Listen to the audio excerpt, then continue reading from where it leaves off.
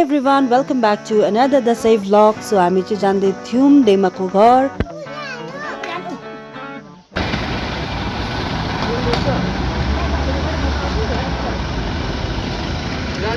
कस्तो गाडी आको है.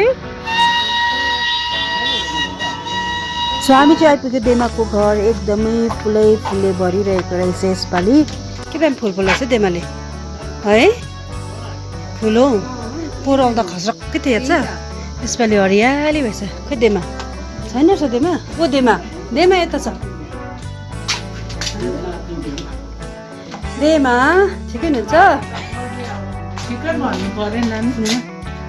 दिवाली कक हिँड यता हो यता ऊ दिवा के गर्नु हुँदो रहेछ हेर त भित्र. के गर्नु भएको भन दिवालाई. के हो खाने कक कति खाने.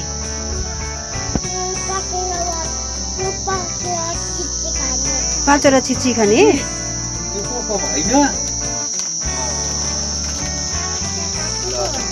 मेरो नातिनीलाई म पाक गर्छु यो ल. ओके भन्नु.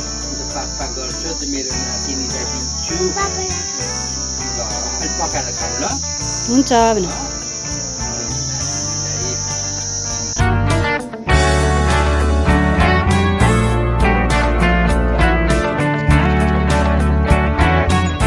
अब यहाँ चाहिँ हामीले गर्दैछौँ लन्चको तयारी.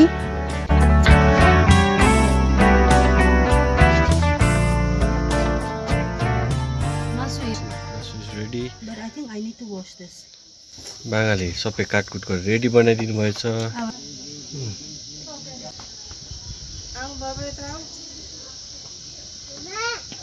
भुइँमा हेर्दै हिँड्नुहोस्. वा क्या मिठो है. सयपत्रीलाई किस गर्दैछ. मिठो गर्न है. टिप्दैन फ्लावर्स टिप्दै नगर है. बोजू दिमा यही छ. फुल आए हुन्छ बेबी. त्यस्तो गर्नु हुँदैन. चुटाउनु हुँदैन. यता ल.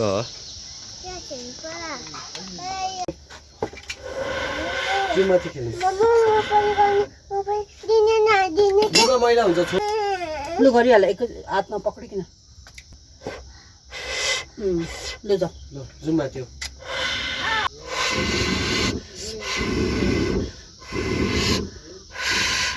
Hello guys. सो हामी चाहिँ जहिले पनि दसैँमा चाहिँ ठुलो देवाकोमा आउँछ नि त सबैजना फ्यामिलीहरू. तर यसपालि चाहिँ अब अनफर्चुनेटली देवा हुनुहुन्न.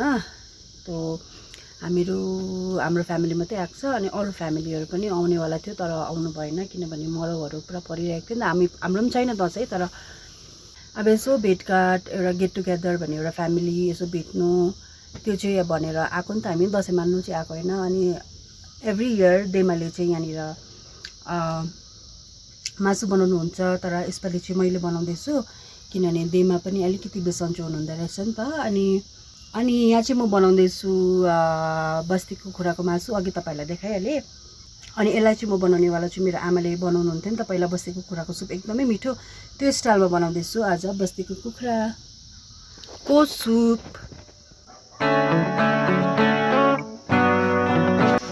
मसलाहरू पनि सबै रेडी नै छ. यो हो बस्तीको कुखुरा. अथेन्टिक स्टाइलमा बनाउँदैछु म आज बस्तीको कुखुरा मेरो आमाको स्टाइलमा.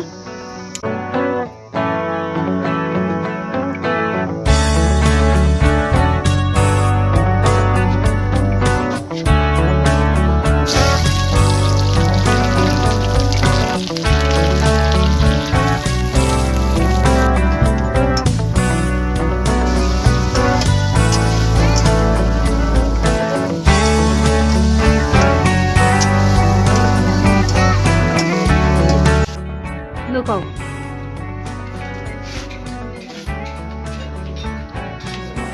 मिठो. यम्मी.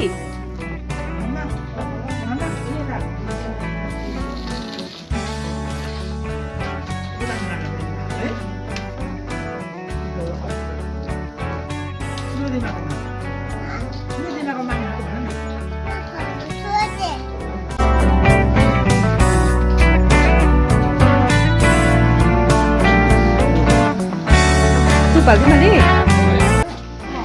कस्तो भएछ सुप मिठो भएछ